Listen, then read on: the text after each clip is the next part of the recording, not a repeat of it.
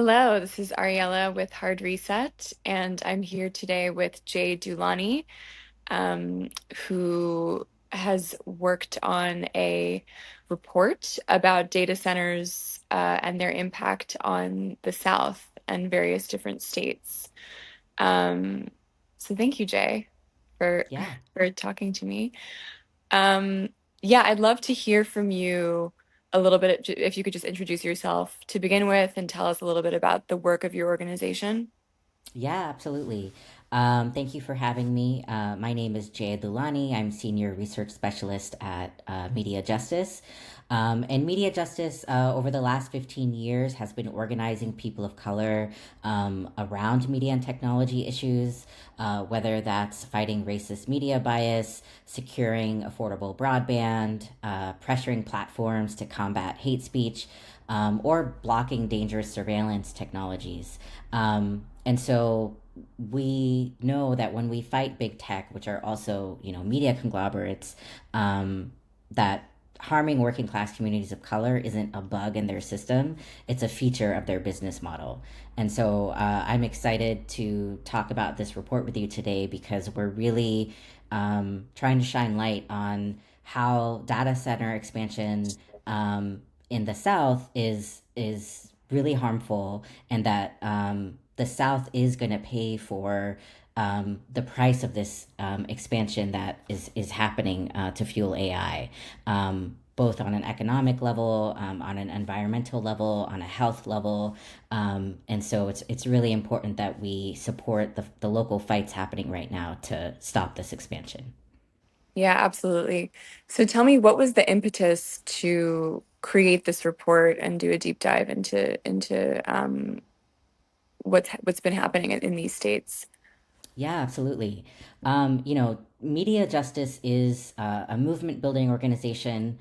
For many years, we hosted a national network with many community members in the South. And so our commitment and accountability has always been to communities of color, working class communities of color. And so when we were sort of witnessing this rapid data center expansion, we were really interested in the material impacts on communities.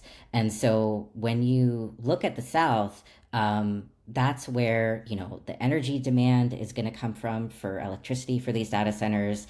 They're building two large scale pipelines across the South, over 300 miles long. It's going to emit methane gas, which is a super pollutant. So it's the South that's going to bear the brunt of this quote unquote investment, right? It's the South that whose air is dirtier, whose water is there's more water shortages, there's more water contamination, and the South is already paying some of the highest rates for electricity in the country, and they're the ones who are going to have to pay more. So we are deeply invested in supporting the local organizing in the South, because the South has a long history of fighting corporate extraction, and fighting environmental racism, and so they can give us a really long history of why we need to pay attention to the consequences of what big tech is doing right now. Yeah, absolutely. What are some examples of how, and they're mentioned in the report, but for example, in Bessemer, Alabama, Hmm. um, examples of what have been most effective in fighting this data center, excuse me, data center expansion.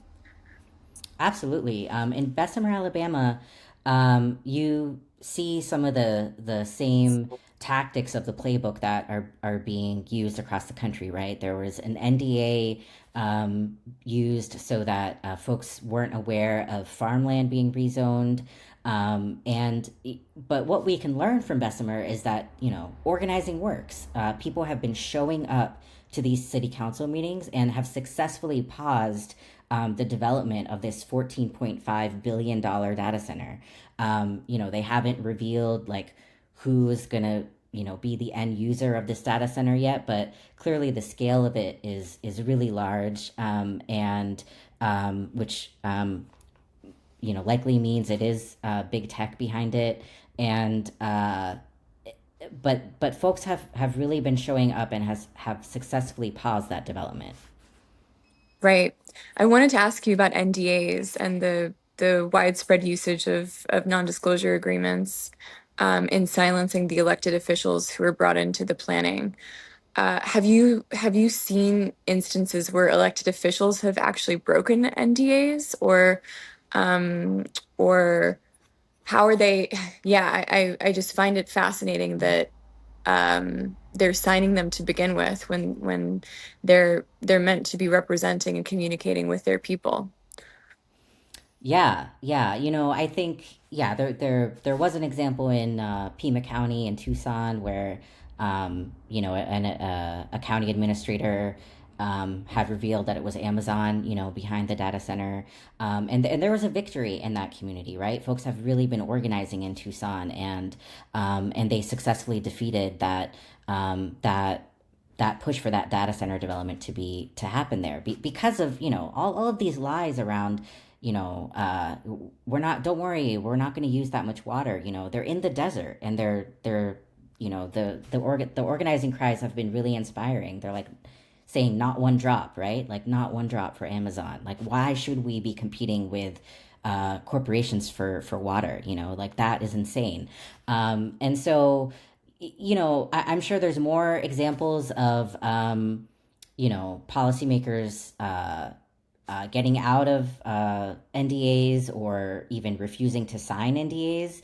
But I think the bigger point is actually about, how these companies are obscuring the reality of what they're doing, whether it's NDAs or trade secrets or different intermediaries they're using to not reveal like who they are, undergoing all this construction and energy consumption, and they don't actually have to take legal action for the threat to be there, right? Folks are aware of the amount of money and political power and litigious nature of big tech, right? And so the power dynamic is already set up where the threat is present. And so this overall structure of coercion and intimidation that big tech is setting up when they're setting up these projects is something we should all be concerned about because, Mhm. anything that is a risk to our future and the planet's future should have a public process. Yeah, absolutely. And I also think it's hard for people to successfully organize if the people Mm-hmm. who have access to the plans are being muzzled and unable to talk about it. Absolutely. Um,